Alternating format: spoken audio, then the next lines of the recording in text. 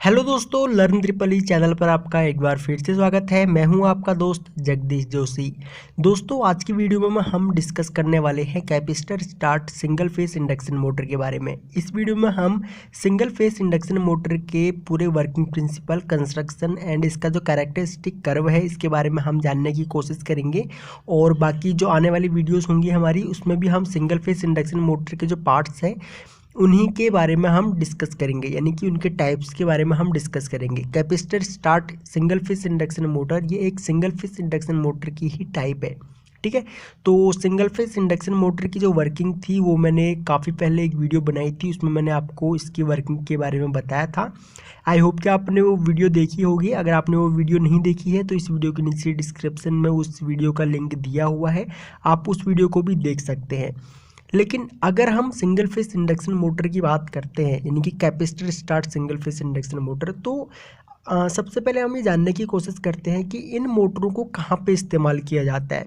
देखिए, हर एक मोटर की अपनी अपनी एक विशेषताएं होती है, अपनी अपनी एक इम्पोर्टेंस होती है, और उसी के अकॉर्डिंग उस मोटर को अलग अलग जगह पे यूज़ किया जाता है। तो जो हमारी capacitor start single phase induction मोटरें होती हैं, इनको स्पेशली हाई टॉर्क के लिए यूज़ किया जाता है। हाई टॉर्क मीन्स इनको हम refrigerator, air compressor, drill machine, lathe machine और बाकी की जो टूल्स होते हैं उनमें हम इनको यूज़ करते हैं, क्योंकि वहाँ पे हमें हाई स्टार्टिंग टॉर्क या फिर हाई टॉर्क की रिक्वायरमेंट होती है। तो अगर हम इसके देखिए कंस्ट्रक्शन की बात करते हैं, तो देखिए इसमें क्या होता है, जो सिंगल फेस जो हमारी इंडक्शन मोटर होती है, नॉर्मली उनमें दो वाइंडिंग होती हैं।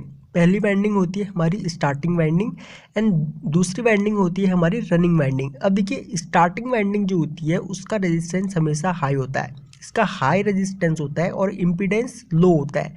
सेम इसी तरीके से अगर हम रनिंग वाइंडिंग की बात करते हैं, तो रनिंग वाइंडिंग हमारी इसका लो रेजिस्टेंस होता है, लो रेजिस्टेंस वाइंडिंग होती है ये, और इसका इम्पीडेंस हाई होता है। ठीक है, अब इसका लो रेजिस्टेंस होने की वजह से इम्पीडेंस हाई होगा, और इस स्टार्टिंग वाइंडिंग का हाई रेजिस्टेंस होने की वजह से इम्पीडेंस लो होगा।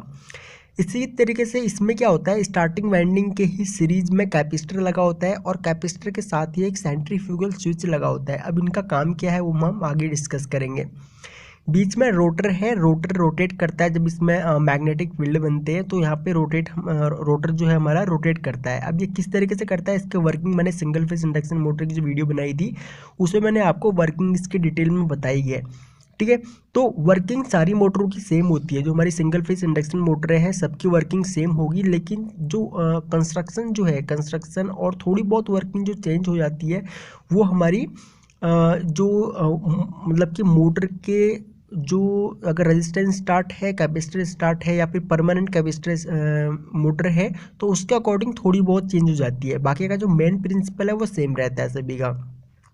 अब अगर हम स्टार्टिंग वाइंडिंग की बात करते हैं, तो स्टार्टिंग वाइंडिंग के सीरीज में हमारा कैपेसिटर लगा हुआ है, और कैपेसिटर को यहाँ पे यूज़ करने का मेन पर्पज होता है जो टॉर्क जो है, टॉर्क को स्टार्टिंग टॉर्क को हाई करना। ठीक है, स्टार्टिंग टॉर्क जो है उसको मेंटेन करने का काम हमारा यहाँ पे कैपेसिटर करता है, क्योंकि कैपेसिटर लगाने से हमें जो टॉर्क होती है वो टॉर्क काफ़ी अच्छी मिल जाती है। इसीलिए हम कैपेसिटर को इसके स्टार्टिंग वाइंडिंग के सीरीज में लगाते हैं, और सेंट्रीफ्यूगल स्विच भी इसी के साथ ही सीरीज में लगा हुआ रहता है।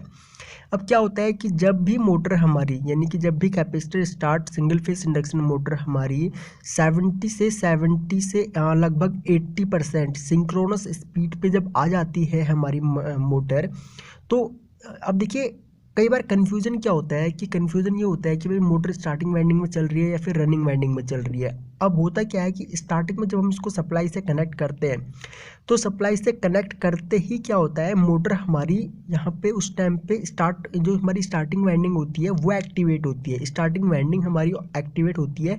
और जब मोटर हमारी 70 से 80% सिंक्रोनस स्पीड में जब आ जाती है, तो सिंक्रोनस स्पीड में आते ही क्या होता है, सेंट्रीफ्यूगल स्विच हमारा ओपन हो जाता है। सेंट्रीफ्यूगल स्विच ओपन होते ही हमारा कैपेसिटर एंड स्टार्टिंग वाइंडिंग दोनों के दोनों सप्लाई से डिस्कनेक्ट हो जाते हैं, और हमारी मोटर जो है वो रनिंग वाइंडिंग पे चलने लग जाती है। ठीक है, अब यहाँ पे उसके बाद कंटिन्यू हमारी, जब तक हम पावर ऑफ नहीं कर देते तब तक हमारी मोटर जो है वो रनिंग वाइंडिंग पे चलती रहती है। उसके बाद स्टार्टिंग वाइंडिंग एंड कैपेसिटर का कोई रोल नहीं रहता है। ओके।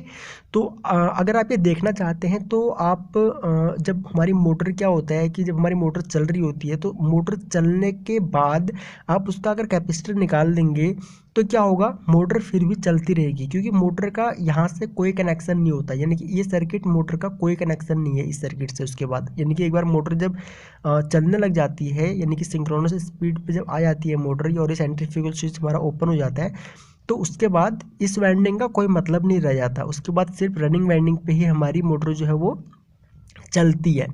ठीक है। अब देखिए होता क्या है कि जैसे कि मैंने आपको इसके यूजेस बताए थे। अब अगर हमें ये देखिए, जब हम कोई मोटर को, सिंगल फेज इंडक्शन मोटर को अगर हम देखते हैं, इसका कवर ओपन करके इसकी वाइंडिंग्स चेक करते हैं और हमें पता नहीं होता है कि हमें कैपेसिटर कहाँ लगाना है, तो आप क्या काम करेंगे, आप मल्टीमीटर लेंगे। मल्टीमीटर लेकर के जब आप इसका कवर ओपन करेंगे तो यहाँ पे आपको 4 वायर मिलेंगी।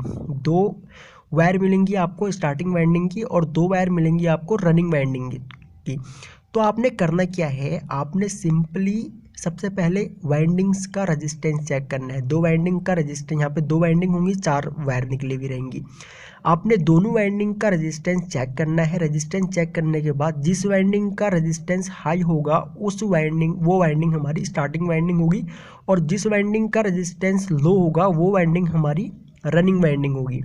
अब आपने क्या काम करना है, जो मतलब कि जिस वाइंडिंग का रेजिस्टेंस ज़्यादा है उस वाइंडिंग की एक वायर, और जिस वाइंडिंग का रेजिस्टेंस कम है उस वाइंडिंग की एक वायर को आपस में कनेक्ट कर देना है। और जिस वाइंडिंग का रेजिस्टेंस ज़्यादा था उसके दूसरे वाले टर्मिनल को आपने क्या काम करना है, यहाँ पे जो हमारा कैपेसिटर था कैपेसिटर के साथ कनेक्ट कर देना है, और उस कैपेसिटर की दूसरी वायर को आपने सेंट्रीफ्यूगल स्विच के साथ तो कनेक्ट होगा ही है, और यहाँ पे इसका सेंट्रीफ्यूगल स्विच का दूसरा जो टर्मिनल होगा वो हमारी रनिंग वाइंडिंग, यानी कि जिसका रेजिस्टेंस लो था उसके साथ में कनेक्ट होगा, और यहीं पे हमारी पावर होगी। यानी कि हम न्यूट्रल यहाँ पे देंगे और फेस हम यहाँ पे देंगे। ठीक है, यहाँ पे हम फेस देंगे और यहाँ पे हम न्यूट्रल देंगे। तो इस तरीके से इसके कनेक्शन किए जाते हैं। अगर आपको इसके मतलब कि ये भी पता नहीं है कि कहाँ पे आपको कनेक्शन करने हैं, तो आप बिल्कुल आराम से मल्टीमीटर से इसकी वाइंडिंग चेक कर सकते हैं। जिसका रेजिस्टेंस हाई है वो स्टार्टिंग वाइंडिंग है, जिसका रेजिस्टेंस लो है वो रनिंग वाइंडिंग है। अब अगर हम इसकी कैरेक्टरिस्टिक कर्व की बात करते हैं तो कैरेक्टरिस्टिक कर्व में क्या होता है हमारा, अब ये जो हमारी capacitor start single phase induction motor जो होती हैं, इनका क्या होता है, बिना लोड के जो स्पीड जो होती है वो सिंक्रोनस स्पीड होती है। ठीक है, अगर बिना लोड के चलेंगी तो ये बिल्कुल सिंक्रोनस स्पीड पे चलेंगी, और जैसे जैसे इन पे लोड बढ़ता जाएगा, ठीक है, लोड बढ़ने से क्या होगा, स्पीड डिक्रीज हो जाएगी। ठीक है, जैसे ही लोड बढ़ेगा वैसे ही स्पीड इनकी कम हो जाएगी। हमें देखिए यहाँ पे कट ऑफ पॉइंट है, इनका ऑक्सिलरी पॉइंट जब कट हो गया तो टॉर्क डिक्रीज हो गई यहाँ पे। ठीक है, तो इस मोटर का यही एक फ़ायदा है कि इसमें हमें स्टार्टिंग जो एक टॉर्क जो है वो टॉर्क काफ़ी अच्छी मिल जाती है, और ये मोटरें हमारी 1 HP तक की मार्केट में मिलती हैं। बड़े मतलब कि आसानी से आपको मिल जाएंगी 1 HP तक की मोटर है ये। ओके, तो आई होप गाइस कि आपको ये वीडियो पसंद आई होगी। फिर भी अगर आपके इस टॉपिक से रिलेटेड कोई डाउट है तो आप हमें इस वीडियो के नीचे कमेंट करके पूछ सकते हैं।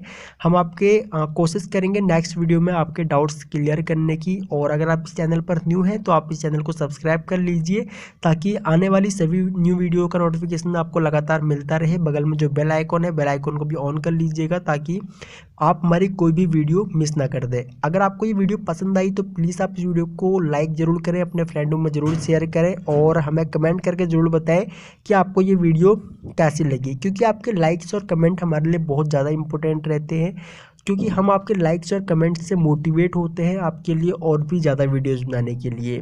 ओके, तो आप हमारी वेबसाइट पर भी विजिट कर सकते हैं। वेबसाइट का लिंक आपको वीडियो के नीचे डिस्क्रिप्शन में मिल जाएगा, और डिस्प्ले में भी आपको लिखा हुआ दिख रहा होगा www.learntripoli.com। ओके, तो थैंक्स फॉर वॉचिंग। जल्द मिलते हैं अपनी नेक्स्ट वीडियो में।